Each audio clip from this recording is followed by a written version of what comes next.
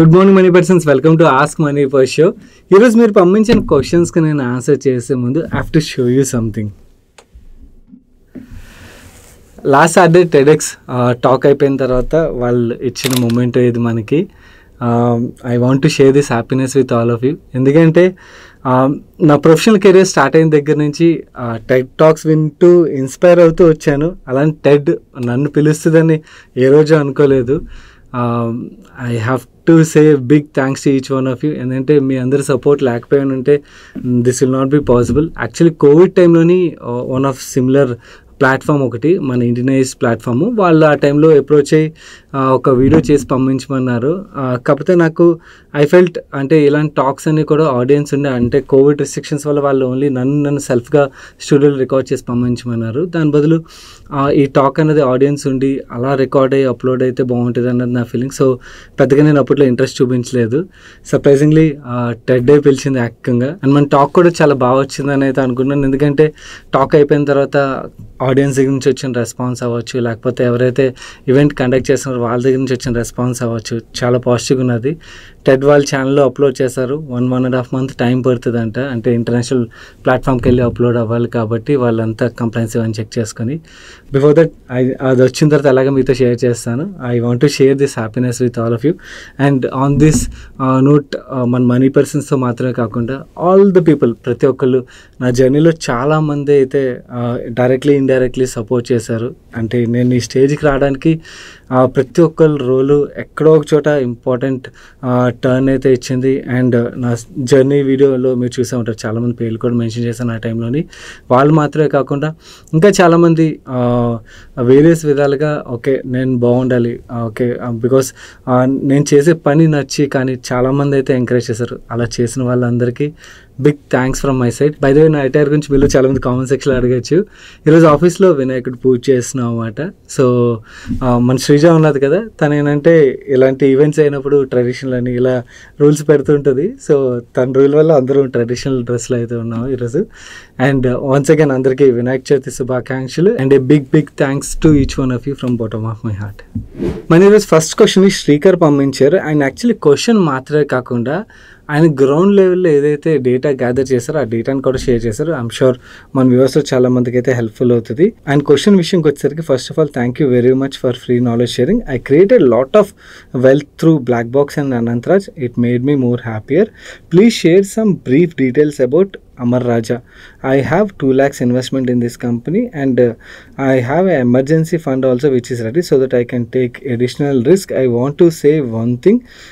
Amar Raja as a company, it manufactures float cum boost chargers. This is the only standard company who is manufacturing these chargers, whereas Exide doesn't have this product. Other than Amar Raja, there is no standard company which is manufacturing these products, and moreover Amar Raja is exporting these products to other countries. I'm having AMC of these chargers. Because of that, I came to know about them, and these chargers are used in industrials, power supply substations and naval areas. And coming to this charger service part, there is only one service person, that is Amar Raja, for 4 states: Telangana, Andhra Pradesh, Karnataka, Tamil Nadu.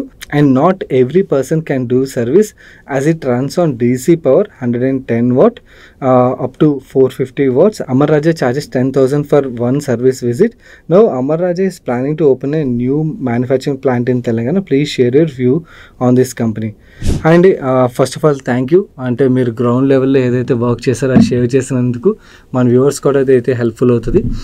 నేను కూడా, అంటే మీరు అమర్ రాజా రిలేటెడ్గా interested ఉన్నారు కాబట్టి, అమర్ రాజా మాత్రమే కాదు, అసలు అమర్ రాజా ఎందుకు ఈ వాల్యుయేషన్లో ట్రేడ్ అవుతుంది, వేరే ఎక్సైడ్ యాక్చువల్లీ అమర్ రాజా కన్నా కూడా కొంచెం ప్రీమియం వాల్యుయేషన్లో ట్రేడ్ అవుతుంది కదా, ఎక్సైడ్ ఎందుకు ప్రీమియం వాల్యుయేషన్లో ట్రేడ్ అవుతుంది, ఇది కూడా మీకు అర్థం కావాలి.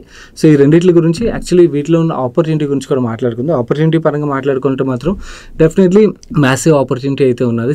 ఆటో ఈవీ రిలేటెడ్గా అందరికీ తెలిసింది. ఇవి మాత్రమే కాకుండా డేటా సెంటర్స్ అండ్ అలాగే బ్యాటరీ ఎనర్జీ స్టోరేజ్ సిస్టమ్స్ ఏవైతే అక్కడ కూడా మనకి బ్యాటరీస్ కావాలి, లిథియం అయన్ బ్యాటరీస్. అండ్ అలాగే రూఫ్ టాప్ సోలార్ రిలేటెడ్గా చాలా అగ్రెసివ్గా యాక్సెప్టెన్స్ అయితే వస్తుంది కదా, గవర్నమెంట్ ఒక స్కీమ్స్ అవ్వచ్చు, లేకపోతే ఇండివిజువలీ చాలామంది పీపుల్ కూడా వాళ్ళ విల్లాస్ ఇవన్నిటి మీద కూడా సోలార్ అయితే ఇన్స్టాల్ చేసుకున్నారు కదా. అగైన్ బ్యాటరీ యొక్క యూసేజ్ అయితే అక్కడ పెరుగుతుంది. ఇలా వేరియస్ ఎడిషనల్ ప్రొడక్ట్స్ కూడా బ్యాటరీస్ యొక్క డిమాండ్ అయితే పెరగనున్నది. కాకపోతే ఇవన్నీ కూడా లిథియం అయన్ రిలేటెడ్గా డిమాండ్ అన్నమాట రానున్నది. లెడ్ యాసిడ్ రిలేటెడ్ ఏదైతే ఉన్నదో అక్కడ ట్రాన్సిషన్ అయితే క్లియర్లీ జరుగుతున్నది. నా అమర్ రాజా విషయంకి వచ్చేసరికి కరెంట్లీ వీళ్ళకి వస్తున్న రెవెన్యూలోని 96% రెవెన్యూస్ లెడ్ యాసిడ్ బ్యాటరీస్ ద్వారానే వస్తున్నాయి. అండ్ వీళ్ళ బ్రాండ్స్ చాలా పాపులర్, మనందరూ తెలుసు. అమ్రాన్ కానీ మిగిలిన బ్రాండ్స్ ఇక్కడ చూపిస్తున్నాం కదా, ఇవన్నీ కూడా మార్కెట్లో చాలా పాపులర్. అండ్ వీళ్ళకి 80% రెవెన్యూ డొమెస్టిక్ మార్కెట్ నుంచి వస్తున్నట్టయితే కరెంట్లీ ఎక్స్పోర్ట్ మార్కెట్ నుంచి 20% రెవెన్యూస్ అయితే వస్తున్నాయి. అండ్ వీళ్ళు 2022లోని న్యూ ఎనర్జీ బిజినెస్కి క్యాపెక్స్ 9,500 crores అయితే అనౌన్స్ చేశారు. అండ్ తెలంగాణలో ఈ గిగా ఫ్యాక్టరీ ఏదైతే ఉందో దీన్ని ఎప్పుడో వీళ్ళు సెటప్ చేయాలి, కాకపోతే పొలిటికల్ ఇష్యూస్ ఇవన్నిటి వల్ల సెటప్ చేయలేక దెన్ దే మూవ్ టు తెలంగాణలో సెటప్ చేయడానికి అయితే ప్రయత్నిస్తున్నారు. నవ్ ఈ ఫ్యాక్టరీలో వీళ్ళు lithium cells, lithium packs and EV charging products and various other EV related solutions అయితే తీసుకురాబోతున్నారు. అండ్ ఈవెన్ R&D ఫెసిలిటీని కూడా అక్కడ సెటప్ చేయబోతున్నట్టుగా అయితే మేనేజ్మెంట్ చెప్తున్నారు. And recent conference call transcript మనం చదివితే అర్థమవుతుంది. వీళ్ళు లిథియం ప్యాక్స్ ఏదైతే ఉన్నదో ఆల్రెడీ ఇక్కడ కాన్ఫరెన్స్ కాల్ టైంలో చెప్తున్నారు 10 daysలో స్టార్ట్ అయిపోద్దని. సో కాన్ఫరెన్స్ కాల్ నోట్ వచ్చి టైం అయింది కాబట్టి కమర్షియల్ ప్రొడక్షన్ అయితే స్టార్ట్ అయిపోయిందని అనుకోవచ్చు. వేరే లిథియం సెల్స్ విషయంకి వచ్చేసరికి లిథియం సెల్స్కి టెక్ సపోర్ట్ అయితే కావాలి. అండ్ అలాగే చైనీస్ కంపెనీతో కొలాబరేషన్ లేకుండా లిథియం సెల్స్ అవ్వదన్నమాట. సో అందుకని చెప్పి వీళ్ళు ఏం చేస్తారంటే అయన్ బ్యాట్ అని చెప్పి ఒక కంపెనీ ఉన్నది. ఈ కంపెనీలో 2 years బ్యాక్ వీళ్ళు 100 crores అయితే ఇన్వెస్ట్ చేశారు. ఈ అయన్ బ్యాట్కి చైనీస్ కంపెనీ గోషన్ టెక్నాలజీస్ ఏదైతే ఉన్నదో వాళ్ళతో కొలాబరేషన్ ఉన్నది. నవ్ ఈ గోషన్ అయన్ బ్యాట్ బ్యాటరీస్ ఏదైతే ఉన్నదో ఈ కంపెనీ యాక్చువల్లీ అమర్ రాజాకి ఈవీ సెల్స్ రిలేటెడ్గా టెక్ సపోర్ట్ అయితే ప్రొవైడ్ చేయబోతుంది. అండ్ అలాగే వీళ్ళు స్లోవేకియాలోని ఒక ఫ్యాక్టరీని కూడా సెటప్ చేయబోతున్నారు అనమాట, ఆ గోషన్ అయన్ బ్యాట్ అయితే. అండ్ బ్యాటరీ ప్యాక్స్ రిలేటెడ్గా ప్రొడక్షన్ స్టార్ట్ అయిపోయిందని మనం మాట్లాడుకున్నాం కదా, కానీ బ్యాటరీ సెల్స్ విషయంకి వచ్చేసరికి వీళ్ళ ప్రొడక్షన్ స్టార్ట్ అయ్యేది ఫైనాన్షియల్ 27లో అని చెప్తున్నారు అన్నమాట. వేరేస్ మనం ఎక్సైడ్ విషయంకి వచ్చేసరికి ఎక్సైడ్కి అంటే అమర్ రాజాకి ఏవైతే పొలిటికల్ రిలేటెడ్ ఛాలెంజెస్ ఇవన్నీ వల్ల డిలే అయిందో ఎక్సైడ్కి అది అడ్వాంటేజ్ అవబోతున్నది. ఎందుకంటే ఎక్సైడ్ ఒక గిగా ఫ్యాక్టరీ ఏదైతే ఉన్నదో 6 GW ఫెసిలిటీ 2025లో అంటే నెక్స్ట్ ఇయర్ కల్లా అయితే కమర్షియల్ ప్రొడక్షన్ స్టార్ట్ అయిపోద్దని వాళ్ళు చెప్తున్నారు. అండ్ ఇంకొక phase 2లో 6 GW కెపాసిటీని అయితే వాళ్ళు తీసుకురానున్నారు. వీళ్ళు మాత్రమే కాకుండా ఈవెన్ ఓలా కూడా వాళ్ళ కెపాసిటీస్ని అయితే తీసుకురానున్నట్టుగా మనం IPO టైంలో కూడా మాట్లాడుకున్నాం కదా. సో ఆల్రెడీ అమర్ రాజా కన్నా కూడా కొంచెం ముందు వీళ్ళు ఉన్నట్టుగా మనం క్లియర్లీ అర్థం చేసుకోవచ్చు అన్నమాట. అండ్ ఎక్సైడ్ విషయంకి వచ్చేసరికి వాళ్ళు స్వాల్ట్, ఇది కూడా చైనీస్ కంపెనీ అన్నమాట, వాళ్ళతో కొలాబరేషన్లోని లిథియం సెల్స్ని అయితే వీళ్ళు మ్యానుఫ్యాక్చర్ చేయబోతున్నారు అన్నమాట. అండ్ డెఫినెట్లీ క్లియర్లీ షిఫ్ట్ అయితే మనం చూస్తాం, లెడ్ యాసిడ్ నుంచి లిథియం సెల్ సైడ్ అయితే షిఫ్ట్ చూస్తాం. ఆ షిఫ్ట్ రిలేటెడ్గా టెక్ రిలేటెడ్గా వీళ్ళైతే క్లియర్లీ వర్క్ చేశారు 2 కంపెనీలు. సో వర్క్ చేశారు కాబట్టి కమింగ్ వీళ్ళ ఫెసిలిటీస్ ఎప్పుడైతే ఓపెన్ అవుతాయి, ఫెసిలిటీస్ ఓపెన్ అయిన తర్వాత ఈవెన్ గవర్నమెంట్ రిలేటెడ్గా కూడా వీళ్ళకి ఎంకరేజ్మెంట్ అయితే వస్తుంది. ఎందుకంటే గవర్నమెంట్ కూడా లోకల్ మ్యానుఫ్యాక్చరింగ్ సైడ్ ఎంకరేజ్ చేయడానికి అయితే ప్రయత్నిస్తుంది కదా, కాకపోతే కెపాసిటీస్ రావడానికి అయితే టైం పడుతుంది. అండ్ కెపాసిటీస్ లైవ్ అయ్యాక మాత్రం డెఫినెట్లీ 2 కంపెనీస్కి మ్యాసివ్ ఆపర్చునిటీ అయితే ఉన్నది. ఓన్లీ ఆటో ఇండస్ట్రీ మాత్రమే కాదు, మనకి ఇందాక మాట్లాడుకున్నాం కదా, డేటా సెంటర్స్ అవ్వచ్చు, బ్యాటరీ ఎనర్జీ స్టోరేజ్ సిస్టమ్స్ అవ్వచ్చు, రూఫ్ టాప్ రిలేటెడ్గా ఇలా అక్రాస్ మనకి ఎక్కడైతే ఎనర్జీని స్టోర్ చేయాలో అక్కడ బ్యాటరీ రిక్వైర్మెంట్ ఉంటుంది. అండ్ బ్యాటరీ రిక్వైర్మెంట్ ఉన్నప్పుడు వీళ్ళు ప్లాన్స్ లైవ్ అయితే డెఫినెట్లీ వీళ్ళకి అది మ్యాసివ్ ఆపర్చునిటీ. సో ఎవరైతే స్టడీ చేయలేదో 2 కంపెనీలను అయితే స్టడీ చేయడానికి ప్రయత్నించండి. అండ్ ఇన్ఫాక్ట్ వాల్యుయేషన్ డిఫరెన్స్ ఎందుకున్నదని మీకు ఇప్పుడు అర్థమైపోయి ఉంటుంది. ఎక్సైడ్ కరెంట్లీ 48 times ట్రేడ్ అవుతున్నది, అమర్ రాజా విషయంకి వచ్చి 28 times ట్రేడ్ అవుతున్నది.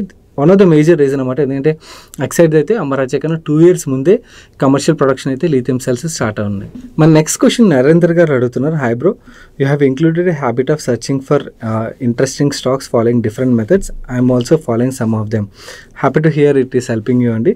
Recently I found a turn around company. I'm thinking that name is AWFS. One of the famous investor is also investor and is increasing stake. I want to know more information from you about the stock. AWFS రిలేటెడ్గా మీకు stock పరంగా కన్నా కూడా first as a యూజర్గా, అంటే వాళ్ళ services నేను use చేస్తుంటాను అప్పుడప్పుడు. సో యాజ్ ఏ యూజర్గా నా వ్యూ అయితే షేర్ చేస్తాను. దే ప్రొవైడ్ ఫ్యాంటాస్టిక్ సర్వీస్ అండి. క్లయింట్ డిలైట్ అయితే ఉంటుంది, అదైతే నాకు నచ్చుతుంది. And second thing, I'm seeing or I'm using their services COVID time నుంచి అప్పుడప్పుడు. సో అప్పటి నుంచి నేను చూస్తే క్లియర్లీ నాకు ఆక్యుపెన్సీ డిమాండ్ ఎన్విరాన్మెంట్ అయితే పెరుగుతున్నట్టుగా అయితే క్లియర్లీ కనబడుతుంది. ఇంతకుముందు నేను వెళ్ళినప్పుడు వాళ్ళ ఫెసిలిటీస్కి ఖాళీగా ఉండేది. వేరేస్ కోవిడ్ టైంలో అంటే కోవిడ్ అయిపోయిన తర్వాత ఎర్లీస్ట్ పార్ట్ ఆఫ్ ది టైంలోని ఖాళీగా ఉండేవి. వేరే ఇప్పుడు చూసినట్టయితే ఆక్యుపెన్సీ అయితే బీభత్సంగా పెరిగిపోయింది. క్రౌడ్ కూడా బాగా పెరిగిపోయారు అనమాట. బేసికలీ ఈ బిజినెస్ రన్ అయితే ఆక్యుపెన్సీ మీద. వీళ్ళు ఏం చేస్తారంటే ఈ కోవర్కింగ్ స్పేస్లు ఏవైతే ఉన్నాయో వాళ్ళు ఒక సెంటర్ను ఓపెన్ చేస్తారు. ఆ సెంటర్ ఓపెన్ చేసిన తర్వాత అక్కడ ఈచ్ చైర్కి మంత్లీ రెంట్ తీసుకుంటారు, లేకపోతే ఒక క్యూబికల్స్ ఇస్తారు. ఆ క్యూబికల్కి ఈచ్ క్యూబికల్కి మంత్లీ రెంటల్ తీసుకుంటారు. ఆర్ వాళ్ళ కాన్ఫరెన్స్ హాల్స్ ఉంటాయి అన్నమాట. మనం ఈచ్ అవర్ యూజ్ చేసినట్టయితే వాళ్ళు అక్కడ రెంట్ తీసుకుంటారు. అండ్ అలాగే వేరే ఫుడ్ అండ్ బెవరేజెస్ సెల్ చేస్తారు, దాని రిలేటెడ్ కూడా రెవెన్యూ సంపాదిస్తారు. సో ఇది వీళ్ళ రెవెన్యూ మెకానిజం. అయితే వీళ్ళకి గ్రోత్ ఎందుకు ఉంటుంది అంటే బేసికలీ స్టార్టప్స్ ఉన్నాయి, అంటే 1 man companies, 5 people 10 people companies ఉన్నాయి. వీళ్ళు ఒక మంచి ఆఫీస్ సెటప్ చేసుకోవాలనుకోండి, డిపాజిట్ ఇవ్వడానికి 6 months 1 year డిపాజిట్ అడుగుతారు పెద్ద సిటీస్లోని. సో ఆ డిపాజిట్ మనీ కావాలి, ఇన్ఫ్రా సెటప్ చేయడానికి డబ్బులు కావాలి. సో ఇవన్నీ కూడా క్యాపిటల్ ఇన్వెస్ట్మెంట్ చాలా ఎక్కువ ఉంటుంది కదా, బిజినెస్ మీద ఇన్వెస్ట్ చేయడానికి డబ్బులు తక్కువగా ఉంటాయి. సో ఇలా ఆఫీస్ రిలేటెడ్గా ఇంత క్యాపెక్స్ చేయాలంటే చాలా కష్టం అవుతుంది. కాబట్టి మోస్ట్లీ చిన్న కంపెనీస్ అన్నీ కూడా ఈ కోవర్కింగ్ స్పేస్లో ఏవైతే ఉన్నాయో వాళ్ళని ప్రిఫర్ చేస్తుంటారు అనమాట. ఇన్ఫ్యాక్ట్ మనీ పర్స్ కూడా స్టార్ట్ అయిన ఫస్ట్ ఆఫీస్ కోవర్కింగ్ స్పేస్లోని స్టార్ట్ చేశాను. దాని తర్వాత మన ఇండివిజువల్ ఆఫీస్కి అయితే మూవ్ అయ్యామన్నమాట. సో లార్జ్ అయ్యి కొద్దీ ఏమవుతుందంటే ఇండివిజువల్ ఆఫీస్ వైపు ఆర్ రిక్వైర్మెంట్ బట్టి లార్జ్ అయినా కూడా మూవ్ అవ్వాలని లేదులేండి. ఇన్ఫాక్ట్ నేను రీసెంట్ టైంలో ఎప్పుడైతే వీళ్ళ సెంటర్స్కి వెళ్తున్నానో అక్కడ చాలామంది మన మనీ పర్సన్స్ కూడా ఉంటారు, వాళ్ళతో ఇంటరాక్ట్ అవుతుంటే అర్థమవుతుంది ఓన్లీ స్టార్టప్స్ మాత్రమే కాదు, ఈవెన్ లార్జ్ కంపెనీస్ కూడా ఏం చేస్తున్నాయంటే పెద్ద సిటీస్లోని వచ్చే వాళ్ళ ఆఫీస్ ఒక వాళ్ళ ఎంప్లాయీ ఉన్న ప్లేస్ నుంచి ఒక 20-25 kilometers ఉన్నదనుకోండి. సో ఆ ఎంప్లాయీ అక్కడికి ట్రావెల్ చేయాలి, ట్రావెల్ రిలేటెడ్ కాస్టింగ్ ఇవన్నీ టైం ఇవన్నీ కన్సిడర్ చేసి ఏం చేస్తున్నారంటే వాళ్ళకి ఫెసిలిటీ రూపంలో వాళ్ళ దగ్గరలో ఉన్న ఈ కోవర్కింగ్ స్పేస్లు ఏవైతే వాళ్ళతో టైప్ వీళ్ళకి అక్కడ వర్క్ చేసుకోవడానికి ఫెసిలిటీ అయితే ప్రొవైడ్ చేస్తుంది. దీనివల్ల ఎంప్లాయీ డిలైట్ పెరుగుతుంది, ప్రొడక్టివిటీ పెరుగుతుంది. అండ్ అలాగే కంపెనీస్ కూడా వాళ్ళ ఓన్ సెంటర్ సెటప్ చేయాల్సిన అవసరం కూడా తగ్గిపోతుంది కదా. అంటే అక్కడికి వచ్చే వాళ్ళు రిక్వైర్మెంట్ ఉంటే వాళ్ళని ఆఫీస్కి పిలుస్తున్నారు, లేదంటే ఇలా రిమోట్లో కూడా వర్క్ చేయనిస్తున్నారు అన్నమాట. సో ఇలా పెద్ద కంపెనీస్ నుంచి చిన్న కంపెనీస్ నుంచి ఓవరాల్ డిమాండ్ ఎన్విరాన్మెంట్ అయితే బాగుంది. ఇన్ఫ్యాక్ట్ AWFIS కాదు, నాకు తెలిసిన వాళ్ళు ఒక ఈ కోవర్కింగ్ స్పేస్ని కూడా రన్ చేస్తుంటారు, ఐస్ ప్రోట్ అని చెప్పి హైదరాబాద్లో మీరు చాలా చోట్ల చూసే ఉంటారు. వాళ్ళు అడిగినా కూడా చెప్తున్నది ఏంటంటే డిమాండ్ ఎన్విరాన్మెంట్ అయితే క్లియర్లీ చాలా బాగుందని చెప్పి. కానీ ఈ బిజినెస్లో ఏంటంటే ఇనిషియలీ వీళ్ళు ఒక సెంటర్ ఓపెన్ చేయాలంటే చాలా క్యాపెక్స్ రిక్వైర్మెంట్ అయితే ఉంటుంది. ఫస్ట్ వీళ్ళు ఇన్ఫ్రాక్ సెటప్ చేయాలి. Though they don't own facilities, వాళ్ళు ఏంటంటే మొత్తం ఇంటీరియర్స్ ఇవన్నీ కూడా సెటప్ చేయాలి. దాని తర్వాత ఆక్యుపెన్సీ పెరుగుతుంది అన్నమాట. బేసికలీ వీళ్ళు సెంటర్ ఓపెన్ చేయగానే ఆక్యుపెన్సీ ఇవన్నీ వచ్చేది, కొన్నాళ్ళు టైం పడుతుంది. వీళ్ళు మార్కెటింగ్ ఇవన్నీ చేసిన తర్వాత ఆక్యుపెన్సీ పెరుగుతుంది. వీళ్ళు ఆక్యుపెన్సీ చూసినా కూడా ఓవరాల్గా చూస్తే 71% ఆక్యుపెన్సీలో రన్ అవుతున్నట్టుగా చెప్తున్నారు. అండ్ 12 months అబోవ్ అంటే 1 year and above vintage centres ఏవైతే ఉంటే అక్కడ 84% ఆక్యుపెన్సీలో రన్ అవుతున్నట్టుగా చెప్తున్నారు. కరెంట్లీ నేను చెప్పాను కదా, నేను పర్సనల్ చూసాను ఆక్యుపెన్సీ అయితే చాలా బాగా పెరుగుతున్నది నేను విజిట్ చేసే ప్లేస్లోని. ఓవరాల్గా చూసినా కూడా క్లియర్లీ ఈ కోవర్కింగ్ స్పేస్లకి అయితే డిమాండ్ అయితే బాగానే కనబడుతుంది. కాకపోతే ఇది high risk high reward business అన్నమాట. ఎందుకంటే కోవిడ్ లాంటి సినారియో రావచ్చు, లేకపోతే ఇలాంటివి ఏమైనా సినారియోస్ వచ్చాయనుకోండి, ఫస్ట్ ఎఫెక్ట్ అయ్యే బిజినెస్లోని ఈ కోవర్కింగ్ స్పేస్ బిజినెస్లు కూడా ఉంటాయని గుర్తుంచుకోవాలి. సో రిస్క్ కూడా ఎక్కువే, at the same time opportunity size is also massive. And in fact ఈ కంపెనీలు ఇప్పుడు Tier 1 మాత్రమే కాకుండా Tier 2 సిటీస్లో కూడా ఎక్స్పాండ్ చేస్తున్నారు. అక్కడ కూడా మనకు స్టార్టప్స్ అవి వస్తున్నాయి. కాబట్టి సో మీకు నెంబర్స్లో టాప్ లైన్లో గ్రోత్ కనబడుతుంటుంది. బట్ వేరే ప్రాఫిటబిలిటీ విషయంకి వచ్చేసరికి డిప్రిషియేషన్ ఎక్కువ ఉంటుంది, ఎందుకంటే ఇన్ఫ్రాస్ట్రక్చర్ స్పెండ్ చేస్తారు కాబట్టి మీకు ఎబిటా నెంబర్ బాగానే ఉంటుంది. కానీ బాటమ్ లైన్ విషయంకి వచ్చేసరికి మీకు లాసెసే కనబడుతుంటాయి అన్నమాట. కొంచెం టైం పడుతుంది బ్రేక్ ఈవెన్ అయ్యి వీళ్ళు పాజిటివ్ ప్యాట్ నెంబర్ అవి డెలివర్ చేయడానికి. సో ఈ పాయింట్ కూడా గుర్తుంచుకోండి. అగైన్ ఎవరైతే high risk high reward investors ఉంటారో వాళ్ళకి సెట్ అయ్యే కంపెనీ అది. మన నెక్స్ట్ క్వశ్చన్ శ్రీనుబాబు గారు పంపించారు. Hi Saina, I saw one post in social media, all highly profitable LIC policies are getting close by 30th September and they are going to launch new policies from 1st October it seems. Please let us know any highly profitable policies which are closing so that we all can take advantage before closure. Good question అండి. Yeah, ఇదేనా అంటే మీకు ఇప్పుడు screen మీద చూపిస్తున్నాను, ఈ post అయినా చూశారు. ఓకే, మోస్ట్లీ ప్రతి సంవత్సరం అక్కడ ఇయర్ ఏదైతే ఉంటుందో అది మారి తిరుగుతుంటాయి అన్నమాట. I don't know what strategy insurance policies follow అవుతాయి, అంటే రెగ్యులేషన్ రిలేటెడ్గా ఏంటన్నో తెలియదు. బట్ చాలా ఇన్సూరెన్స్ కంపెనీలు ఫాలో అయ్యే కామన్ స్ట్రాటజీ ఇది అన్నమాట. హైలీ ప్రాఫిటబుల్ అంటే 5.4% నుంచి 5.3% తగ్గనుందా? ఎలాగే వచ్చి అంటే మోస్ట్ ఆఫ్ ద పాలసీలు ఇచ్చే రిటర్న్ మనకు తెలుసు. ఓకే, తిప్పి కొడితే ఆ 5-6% లోపలే ఉంటాయి, అంతకు మించి ఉండదు.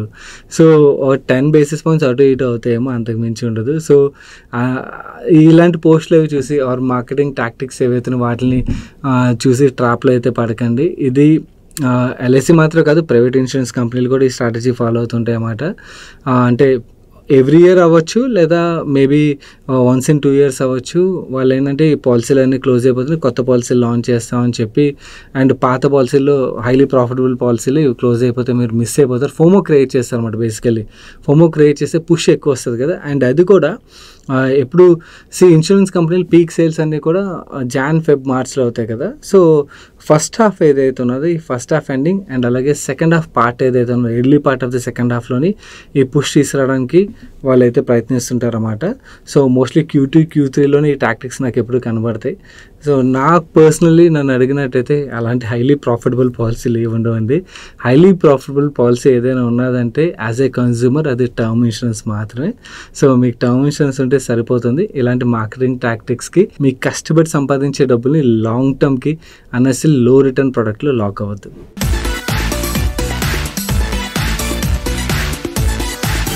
నవ్వురే సండే ఫండే సజెషన్ విషయంకి వచ్చారు. నెట్ఫ్లిక్స్లోని ఒక మూవీ చూసాను, థ్యాంక్స్ గివింగ్ అని చెప్పి. కొంచెం బ్రూటల్, అంటే బ్లడ్ అది ఉంటుంది. అంటే అలా బ్రూటల్ ఉండే మూవీస్ అవాయిడ్ చేయాలనుకున్న వాళ్ళు అవాయిడ్ చేసేయండి. బట్ అవి ఇంట్రెస్ట్ చూపించే వాళ్ళు you can check that movie. And also ఇంకా ఇంపార్టెంట్ థింగ్ ఏంటంటే నేను ఛానల్లోని చాలా ఇంపార్టెంట్ వీడియోని అయితే రిలీజ్ చేసాం. కరెంట్ మార్కెట్ కండిషన్ చాలామంది ఇన్వెస్టర్స్ తెలుసో తెలియకో వాళ్ళు ఈ రిస్క్ అయితే తీసుకున్నారు. దానివల్ల డబ్బులు కోల్పోయే ఆస్కారం ఎక్కువ ఉంటుంది. కాబట్టి మీరు చూడడం మాత్రమే కాకుండా మీ ఫ్యామిలీలో ఎవరైతే ఉంటారో ఒకసారి చూసిన తర్వాత వాళ్ళకు కూడా హెల్ప్ఫుల్ అవుతుందంటే తప్పకుండా షేర్ చేయడం అయితే మర్చిపోకండి. మన నెక్స్ట్ క్వశ్చన్ శ్రీనివాస్ గారు అడుగుతున్నారు. నేను అక్కుమ్ డ్రగ్స్ IPOకి అప్లై చేశాను, కానీ అలాట్మెంట్ రాలేదు. 2 days తర్వాత స్టాక్ అప్పర్ సర్క్యూట్స్ కొడుతూ ఉంటే స్టాక్ అలాట్ కాలేదు కదా అని చెప్పి నేను 1059 దగ్గర పొజిషన్ తీసుకున్నాను. మంచి అమౌంటే ఇన్వెస్ట్ చేశాను. తర్వాత స్టాక్ 20% కరెక్ట్ అయింది. ఇప్పుడు స్టాక్ లాంగ్ టర్మ్కి ఉంచడం మంచిదని, లేకపోతే స్టాక్ ఫండమెంటల్స్లో ఏమైనా చేంజెస్ వచ్చాయి? ఈ అక్కుమ్ ఫార్మా విషయంకి వచ్చరికి కంపెనీ పరంగా మంచి కంపెనీ అండి, కానీ దాని గురించి తర్వాత మాట్లాడదాం. దానికన్నా మీతో ఇంకొక ఇంపార్టెంట్ థింగ్ అయితే మాట్లాడాలి. మీరు రాసిన దాన్ని బట్టి నాకు క్లియర్లీ అర్థమవుతుంది. కొంతమంది ఇన్వెస్టర్స్లో ఉంటుంది, IPO టైంలో మనం అప్లై చేసాక రాలేదనుకోండి, దాని తర్వాత స్టాక్ పడితే పర్లేదు, బట్ పెరుగుతుంది అనుకోండి మిస్ అయిపోతున్నాయేమో అని చెప్పి కొనేస్తుంటారు బిజినెస్ని అర్థం చేసుకోకుండా. మీరు కూడా క్లియర్లీ అలా బై చేసినట్టు నాకు క్లియర్లీ కనబడుతుంది. ఎందుకంటే పడేసరికి మీరు భయపడుతుండేసరికి బిజినెస్ గురించి మీరు ఇంకా స్టడీ చేయకుండా కొన్నారని చెప్పి ఇలాంటి పనులు చేయొద్దు. ఎందుకంటే ఇలా చేసినప్పుడు మనకు కాన్ఫిడెన్స్ ఉంటుంది. కాబట్టి పడినప్పుడు మన కన్విక్షన్ లేక లాస్లో ఎగ్జిట్ అవ్వడం కానీ, లేకపోతే ఇన్ఫ్యాక్ట్ ఆపర్చునిటీని ఎన్కాష్ చేసుకోవడం కానీ, అంటే ఎడిషనల్ ఇన్వెస్ట్ చేసి ఇవేమీ చేయలేము అన్నమాట. So you need to spend some time on studying about this company. Coming to ఈ కంపెనీ విషయంకి వచ్చేసరికి IPO టైంలో నా దగ్గర పెద్దగా టైం లేకపోవడం వల్ల వర్క్ చేయడానికి అంత కావాలి. ఓన్లీ RHPలో ఏదైతే డేటా ఉంటుందో ఆ డేటా మీద మాత్రమే వర్క్ చేసి మీకు IPO వీడియోలో ఇన్ఫర్మేషన్ అయితే షేర్ చేశాను. దాని తర్వాత ఈ కంపెనీ రిలేటెడ్గా నేను కొంచెం వర్క్ చేయడం అయితే స్టార్ట్ చేశాను. అంటే నా నెట్వర్క్ ఏదైతే ఉన్నదో ఫార్మా రిలేటెడ్గా ఐ హ్యావ్ గుడ్ నెట్వర్క్ అన్నమాట. వాళ్ళని అడిగినప్పుడు నాకు వచ్చిన ఇన్ఫో ఏంటంటే CDMO పరంగా కంపెనీ చాలా మంచి కంపెనీ అని అయితే ఇన్ఫో వచ్చింది. డెఫినెట్లీ వర్త్ స్టడీయింగ్ కంపెనీ, అందులో అసలు డౌటే లేదు కంపెనీ పరంగా. అండ్ ఇన్ఫ్యాక్ట్ వీళ్ళకి కొన్ని మోడ్స్ కూడా ఉన్నాయి. So that will become advantage over a long period of time. అందుకనే IPO టైంలోని మీకు లిస్టింగ్ రిలేటెడ్గా పెద్దగా బజ్ లేకపోయినా కూడా పోస్ట్ లిస్టింగ్ మీకు స్టాక్ పెరగడానికి ఉండే రీజన్ అదే. మేబీ అంత పెరిగేసరికి ఎవరైతే షార్ట్ టర్మ్ ఇన్వెస్టర్స్ ఉంటారో, అంటే IPO టైంలో ఏం జరుగుతుందంటే చాలా వరకు షార్ట్ టర్మ్ ఇన్వెస్టర్స్ ఎంటర్ అవుతారు కదా, వాళ్ళు ఎగ్జిట్ అయిపోతుంటారు. సో ఆ ఎగ్జిట్స్ వల్ల మీకు స్టాక్లో ప్రెషర్ అయితే క్రియేట్ అవుతుంది. కంపెనీ లాంగ్ టర్మ్కి చూడొచ్చు అంటే హ్యాపీగా చూడొచ్చు అన్నది నా వ్యూ. ఎందుకంటే నాకు వచ్చిన ఫీడ్బ్యాక్ కావచ్చు, IPO టైంలో స్టడీ చేసిన డేటా అవ్వచ్చు. ఒకసారి వీడియో చూడండి, IPO రీసెంట్ వీడియో కాబట్టి మీకు లేటెస్ట్ డేటా మొత్తం ఆ వీడియోలో దొరుకుతుంది. అండ్ పోస్ట్ IPO రిలేటెడ్ నాకు ఏదైతే ఇన్ఫో వచ్చిందో అది నేను ఇప్పుడు షేర్ చేశాను. నా స్టడీ చేయకుండా కంపెనీల్లో ఇన్వెస్ట్ చేయొద్దు ఫర్దర్గా. అండ్ మిగిలిన వ్యూవర్స్లో కూడా ఎవరైనా కూడా ఒక ఫార్మా కంపెనీ గురించి చూస్తున్నట్టయితే definitely worth studying this company. Okay, తప్పకుండా చదవడానికి అయితే ప్రయత్నించండి. ఎంటైర్ డేటా మనకి RHP నుంచి దొరుకుతుంది కాబట్టి మీరు పెద్దగా ఎఫర్ట్ పెట్టాల్సిన అవసరం ఉండదు. మన నెక్స్ట్ క్వశ్చన్ రాఘవ్ గారు అడుగుతున్నారు. Hi son, I been following Moneypurse from 2019. Can you share any asset light businesses other than CDSL, CAMS, KFintech and AMC businesses? Yes, చాలా ఉన్నాయండి. ప్రోటీన్ ఈ గవర్నెన్స్ ఉన్నది, ఆర్ ఐఆర్సిటీసీ ఉన్నది. ఇలాంటి ప్లాట్ఫామ్ బిజినెస్లు ఏవైతే ఇవన్నీ కూడా అసెట్ లైట్ బిజినెస్ల కింద వస్తాయి. ఈ కామర్స్ కంపెనీలు ఇవన్నీ కూడా. ఇంకా సింపుల్గా మీరు ఒక కంపెనీని చూడగానే ఇది అసెట్ హెవీ బిజినెస్ లేకపోతే అసెట్ లైట్ బిజినెస్ అని మీరు అర్థం చేసుకోవాలంటే, మనం అమర్ రాజా గురించి మాట్లాడుకున్నాం కదా వీడియో బిగినింగ్లో. అమర్ రాజా ఒక ప్లాంట్ సెటప్ చేయాలంటే కొన్ని వేల కోట్లు ఇన్వెస్ట్ చేయాలి వాళ్ళ ప్రోడక్ట్ బయటికి తీసుకురావాలంటే, మ్యానుఫ్యాక్చర్ చేసి. వెరస్ అలా కాకుండా ఒక కంపెనీ వాళ్ళ ప్రోడక్ట్ని బయటకు తీసుకురావాలంటే ఇలాంటి వేల కోట్లు ఇన్వెస్ట్ చేయాల్సిన అవసరం లేకుండా జస్ట్ ఒక ఆఫీస్ స్పేస్ ఉండి, కొంతమంది ఎంప్లాయీస్, కొన్ని సిస్టమ్స్ ఉండి వాళ్ళ ప్రోడక్ట్ని కానీ సర్వీస్ని కానీ సెల్ చేయగలుగుతున్నారు అనుకోండి, అది మనం అసెట్ లైట్ బిజినెస్గా చూడొచ్చు అన్నమాట. సో సింపుల్గా మాట్లాడుకోవాలంటే ఒక ప్రోడక్ట్ని బయట తీసుకురావడానికి వేల కోట్లు ఇన్వెస్ట్ చేసి ప్లాంట్ లైఫ్ సెటప్ చేయాల్సిన అవసరం ఉంటే అది అసెట్ హెవీ బిజినెస్ అవుతుంది. అలాంటి ఇన్వెస్ట్మెంట్ ఏవి పెద్దగా రిక్వైర్మెంట్ లేని కంపెనీస్ ఏవైతే అవి అసెట్ లైట్ బిజినెస్లో అవుతాయి. అండ్ అసెట్ లైట్ బిజినెసెస్ ఏంటంటే మనకి ఎవరైతే ఎక్కువగా రీసెర్చ్ చేయలేని ఇన్వెస్టర్స్, సైకిల్స్ని అర్థం చేసుకోలేనివి, మొత్తం ఓవరాల్గా డీప్గా ఇన్వెస్ట్ చేయలేని ఇన్వెస్టర్స్ ఎవరైతే ఉంటారో వాళ్ళకి కొంచెం రిస్క్ అనేది తక్కువ ఉంటుంది, ఎందుకంటే బ్యాలెన్స్ షీట్ కొంచెం లైట్ ఉంటుంది కాబట్టి. అండ్ మంచి asset light businesses over a long period share holders కూడా చాలా మంచి వెల్త్ అయితే క్రియేట్ చేస్తాయి. ఎందుకంటే క్యాష్ జనరేటింగ్ బిజినెస్లు కదా మనకి. బేసికలీ ఈ asset light businesses worst cycle or negative sentiment ఉన్నప్పుడు బై చేయడం will be the best thing అన్నమాట. ఎందుకంటే చాలాసార్లు ఈ అసెట్ లైట్ బిజినెస్లు మనకి రీజనబుల్ ఆర్ చీప్ వాల్యుయేషన్ దొరికే ఛాన్సులు చాలా తక్కువ ఉంటాయి. మీరు ఇప్పుడు ఏఎంసీ బిజినెస్ల గురించి, కేఫిన్టెక్, క్యామ్సీ వీటి గురించి రాశారు కదా. ఇన్ఫ్యాక్ట్ ఏఎంసీ బిజినెస్ల గురించి last Diwali are before Diwali నుంచి అనుకుంటా కంటిన్యూస్గా అప్పటి నుంచి I was sharing my positive. Market మొత్తం నెగిటివ్గా ఉన్నా కూడా వెరస్ అక్కడి నుంచి మీరు చూసారు stocks have done really well. It doesn't mean నేను ఏదో వాటిని పికప్ చేసి చెప్పాను కాదు, కాకపోతే నాకు క్లియర్ అనిపించింది. I know their businesses. Okay, మంచి బిజినెస్లు ఇవి, క్యాష్ జనరేటింగ్ బిజినెస్లు ఇవి, హైలీ ప్రాఫిటబుల్ బిజినెస్ అండ్ గ్రోత్కి కూడా ఆపర్చునిటీ ఉన్నది. ఓన్లీ థింగ్ ఏంటంటే గ్రోత్ లేదు కాబట్టి నెగిటివ్ సెంటిమెంట్ వల్ల మనకు ఆ వాల్యుయేషన్లు అయితే అప్పట్లో దొరికాయి. ఒక్కసారి చూడండి, గ్రోత్ రాగానే నిపాన్లో గ్రోత్ వచ్చింది అండ్ అలాగే హెచ్డిఎఫ్సిలో గ్రోత్ రాగానే రెండు స్టాక్స్ ఎలా పర్ఫామ్ చేసే చూసాం కదా. యూటీఐ బిర్లా విషయంకి వచ్చేసరికి వాళ్ళ దగ్గర ఇంకా గ్రోత్ రాలేదు కాబట్టి బాగానే యాక్చువల్ లాస్ట్ 1 yearలో రెండు స్టాక్లు బాగానే పర్ఫామ్ చేసాయి, కానీ వాల్యుయేషన్స్ పరంగా ఇంకా కొంచెం రీజనబుల్గా ఉన్నాయని చూడొచ్చు. సో మీరు ఒకవేళ AMC stocks or KFintech, CDSL, CAMS ఇలాంటి స్టాక్స్ చూస్తున్నట్టయితే కొంచెం వాల్యుయేషన్స్ చూసుకొని పెరిగాయి కాబట్టి మళ్ళీ బేర్ సైకిల్ ఎప్పుడైతే వస్తుందో డెఫినెట్లీ ఈ స్టాక్స్లో మనకు అప్పుడు ఆపర్చునిటీ దొరుకుతుంది. అలాంటి టైంలోని మనకి సెంటిమెంట్ నెగిటివ్ ఉన్నప్పుడు ఇలాంటి స్టాక్స్ అక్యుములేట్ చేసుకోండి would be the best thing అవుతుంది. మన నెక్స్ట్ క్వశ్చన్ వెంకటేష్ గారు అడుగుతున్నారు. ఆయన మనం ఇప్పుడు ఐసిఐసిఐ సెక్యూరిటీ స్టాక్ని కొనుక్కొని ఫ్యూచర్లో మళ్ళీ ఐపీఓకి వచ్చినప్పుడు సెల్ చేస్తే ఎక్కువ ప్రాఫిట్ వస్తుందా? ఐ మీన్ ఇప్పుడు వాళ్ళు డీలిస్ట్ చేస్తే చీప్ వాల్యుయేషన్లో చేస్తున్నారు కదా, ఇప్పుడు చీప్ వాల్యుయేషన్లో మనం కొనుక్కొని ఫ్యూచర్లో 10 years తర్వాత ఐపీఓకి వచ్చినట్టయితే అప్పుడు సెల్ చేస్తే మల్టీ బ్యాగర్ అవుతుందా? ఆ ఛాన్స్ మీకు ఇవ్వట్లేదండి ఐసిఐసిఐ బ్యాంకు, వాళ్ళే కొట్టేస్తున్నారు. మీకు ఐసిఐసిఐ రిలేటెడ్ ఇష్యూ ఏదైతే ఉన్నదో ఒక ఆస్క్ మనీ పర్షన్లో ఆన్సర్ చేసాం క్లియర్గా. వాళ్ళు చీప్ వాల్యుయేషన్ ఉన్నదని చెప్పి ఐసిఐసిఐ బ్యాంకే వాళ్ళు మొత్తం షేర్ హోల్డర్స్ దగ్గర నుంచి ఎక్వైర్ చేసేస్తుంది. అండ్ మీకు ఇప్పుడు ఐసిఐసిఐ సెక్యూరిటీస్ మీరు ఇప్పుడు షేర్స్ కొన్నా కూడా మీ దగ్గర ఉండవు. ఏంటంటే ఐసిఐసిఐ బ్యాంక్ ఒక షేర్స్ మీకు ఇచ్చేస్తారన్నమాట. రేషియో 100 ఐసిఐసిఐ సెక్యూరిటీ షేర్స్ ఉన్నట్టయితే 67 ఐసిఐసిఐ బ్యాంక్ ఒక షేర్స్ అయితే మీకు క్రెడిట్ వస్తాయి. సో మీ దగ్గర ఐసిఐసిఐ సెక్యూరిటీస్ ఇంక మళ్ళీ ఐపీఓలు ఇవేం లేవు.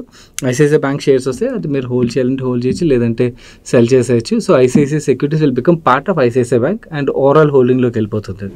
మన నెక్స్ట్ క్వశ్చన్ చూసినట్లయితే వ్యూవర్ తన పేరు మెన్షన్ చేయలేదు. తన క్వశ్చన్ విషయంకి వచ్చేసరికి ఒక పర్సన్ దగ్గర ₹1,00,00,000 కార్పస్ ఉంచి అండ్ ఆ ₹1,00,00,000 కార్పస్ నుంచి నెలకి ₹50,000 చొప్పున 30 సంవత్సరాల పాటు విత్డ్రా చేస్తూ ఎవ్రీ ఇయర్ 6% స్టెప్ అప్, అంటే ఫస్ట్ ఇయర్లో 6 లక్షలు విత్డ్రా చేసినట్టయితే దాని నెక్స్ట్ ఇయర్లో ఇంకో 6% ఎడిషనల్, దాని తర్వాత అలా 6% ఇంక్రీజ్ చేసుకుంటూ వెళ్ళినట్టయితే విత్డ్రా చేసుకుంటూ వెళ్ళడం పాసిబుల్ అవుతుంది 30 సంవత్సరాల వరకు. అండ్ బెస్ట్ స్ట్రాటజీ దీనికి ఎలోకేషన్కి ఏమవుతుందని అడుగుతున్నారు. ఓకే, దీనికి ఆన్సర్ నేను ఎక్సెల్లో తీసుకెళ్తే మీకు ఇంకా బెటర్ ఉంటుందండి. Let me take you to Excel sheet. నేను శాంపిల్ కోసం ఏం చేశానంటే, మీరు స్టెప్అప్ 6% అన్నారు, దేని గురించి అంటే ఇన్ఫ్లేషన్ కన్సిడర్ చేసే అన్నట్టున్నారు.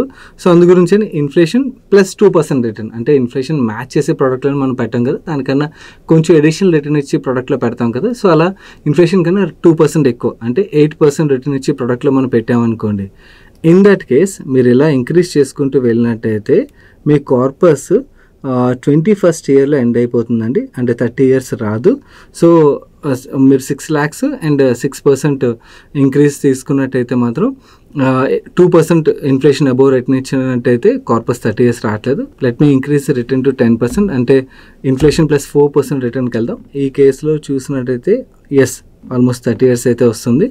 సో మీరు inflation plus 4% kind of return generate చేయగలిగినట్టయితే ఎస్ ₹1,00,00,000 కార్పస్తోని 6 lakhs ఇనిషియల్ విడ్రాల్ అండ్ దాని తర్వాత 6% స్టెప్ అప్లోని డెఫినెట్లీ కార్పస్ అయితే వస్తుంది.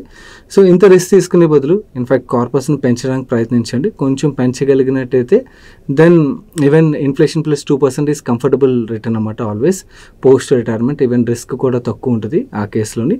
సో అలా చేసినట్టయితే మీకు 30 years కార్పస్ని అయితే మీరు కంఫర్టబుల్లీ విడ్రా చేసుకోవచ్చు. That's it for today's Ask Money Pie show guys. మీలో ఎవరైనా కూడా మ్యూచువల్ ఫండ్స్లో ఇన్వెస్ట్ చేస్తున్నట్టయితే తప్పకుండా చూడాల్సిన వీడియో నిన్న రిలీజ్ చేసాం. అది ఇక్కడ ఎండ్ కార్డ్లో ఉంటుంది. మిస్ అవ్వకుండా చూడండి. చూడడం మాత్రమే కాకుండా మీ ఫ్రెండ్స్ అండ్ ఫ్యామిలీ ఎవరైతే మ్యూచువల్ ఫండ్స్లో ఇన్వెస్ట్ చేస్తున్నారో వాళ్ళకి షేర్ చేయడం అయితే మర్చిపోకండి. అండ్ వీడియోని ఇప్పటివరకు లైక్ చేయడం వీడియోని లైక్ చేస్తూ ఛానల్కి ఇదే ఫస్ట్ టైం వస్తే ఛానల్ సబ్స్క్రైబ్ చేసుకోవడం అయితే మర్చిపోకండి. నేను సాయి కృష్ణ పత్రి మరొక మంచి వీడియోతో మీ ముందుకు వస్తాను. Till then bye bye, take care.